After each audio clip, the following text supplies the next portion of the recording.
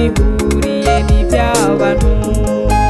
Wewe ntutererana umuntu mu bibazo, wewe wama hafi y'abakwizigiye, wewe wama hafi mu mahirwe no mu marushwa. Ariko abantu bobo bakunda babiyo bakomeye, ariko abantu bobo bagukundiye ufise ibyubaha.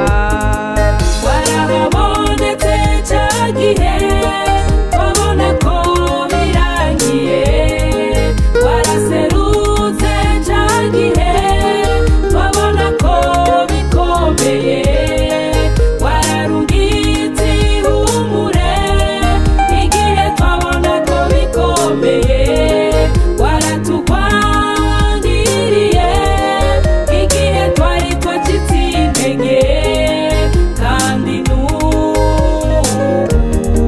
tukwizigiye kubiri imbere, kandi n'ubu tukwizigiye kubigiye kuzuba.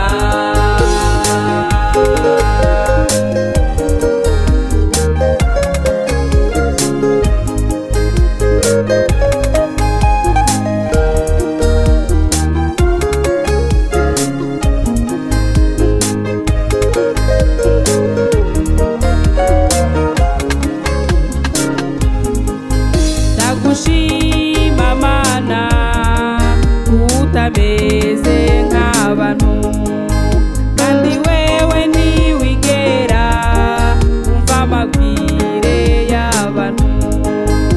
Iyo uza kumva amabwire jewe simba nkiriho, iyo uza kuba wumva isaku jewe mba ngeze hehe, iyo uza kwaka igiturire abakene bari bagowe.